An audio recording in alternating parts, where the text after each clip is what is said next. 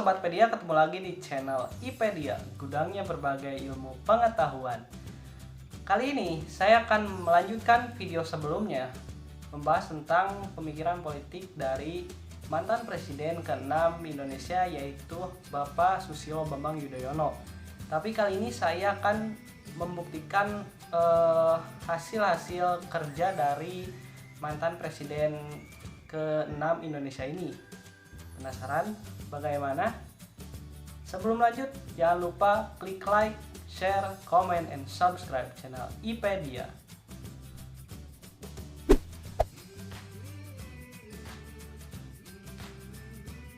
Di zaman pemerintahan SBY pada bulan Oktober tahun 2012, pemerintah mengesahkan Undang-Undang Nomor 16 Tahun 2012 tentang Industri Pertahanan.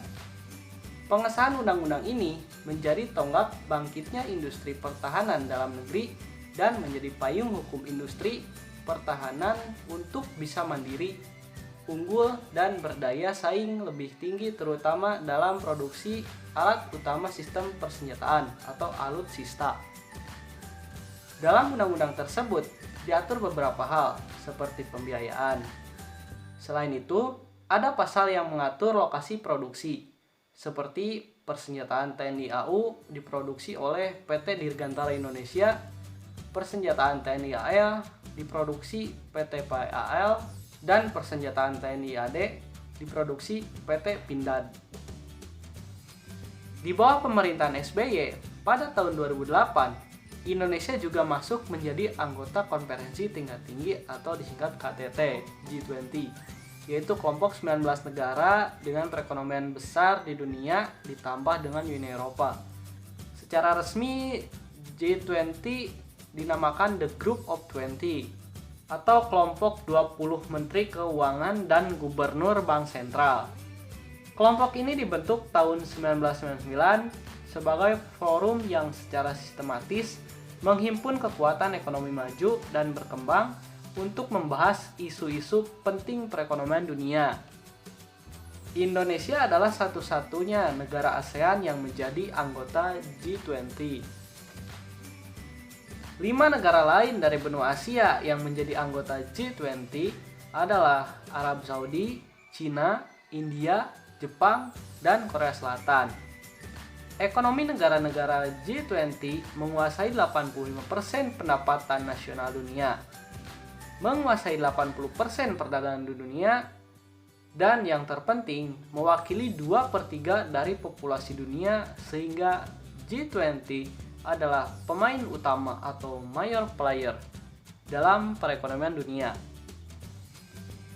Kepemimpinan Presiden SBY selama 2 periode dari tahun 2004 sampai 2014 lebih terfokus menangani pembangunan sektor non-maritim.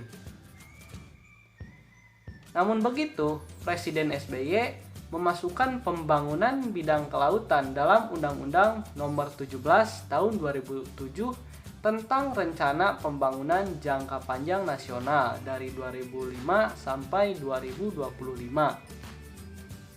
Presiden SBY juga menajamkan tugas Dewan Maritim Indonesia, sekaligus mengganti namanya menjadi Dewan Kelautan Indonesia atau yang disingkat DEKIN, melalui keputusan Presiden nomor 21 tahun 2007. Di masa kepemimpinan SBY, dikeluarkan Undang-Undang Pengelolaan Wilayah Pesisir dan Pulau-Pulau Kecil yang tercantum di dalam Undang-Undang nomor 27 tahun 2007. Dengan tindak lanjut yang penting antara lain, hak pengusahaan pesisir dan pulau-pulau kecil diharuskan adanya kelengkapan dokumen perencanaan, yaitu rencana strategis, rencana zonasi, rencana pengelolaan, dan rencana aksi. Bicara soal kemaritiman, tidak lepas dari peran industri galangan kapal sebagai salah satu kuncinya. Sudah waktunya industri maritim nasional bangkit dan saatnya industri perkapalan nasional berjaya di lautan. Pemerintahan SBY mendorong industri perkapalan Dengan keluarnya instruksi Presiden nomor 5 tahun 2005 tentang pemberdayaan industri pelayaran nasional. Industri galangan kapal masuk di kategori industri strategis karena prospeknya yang cerah di masa depan. Perkembangan industri perkapalan nasional selama ini tak banyak disorot. Kinerja industri galangan kapal Indonesia disebut-sebut menunjukkan perkembangan yang membanggakan. Mengutip dari World Shipbuilding Statistik edisi bulan Juni 2007, saat itu Indonesia masuk dalam jajaran 22 negara pembangunan kapal dunia. Padahal industri galangan kapal nasional berjalan tanpa bantuan pemerintah. Meski Inpres 5 tahun 2005 sudah berjalan. Pangsa pasar kapal dunia menjadi kian besar sejak diberlakukannya peraturan baru keamanan pelayaran Safety of Life at Sea. Tidak heran jika banyak negara berlomba-lomba menggairahkan produksi kapal, termasuk Indonesia. Lewat rencana pembangunan jangka panjang pada tahun 2005 sampai 2025, pemerintah juga telah membuat kebijakan untuk mewujudkan Indonesia menjadi negara kepulauan yang mandiri, maju, kuat, dan berbasis kepentingan nasional. Di antaranya dengan kembali memantapkan budaya bahari dalam rencana pembangunan jangka menengah nasional dari tahun 2009 sampai 2014. Salah satu prestasi implementasinya adalah pemberlakuannya Asas Cabotage yang berdampak signifikan dalam sistem pelayaran nasional.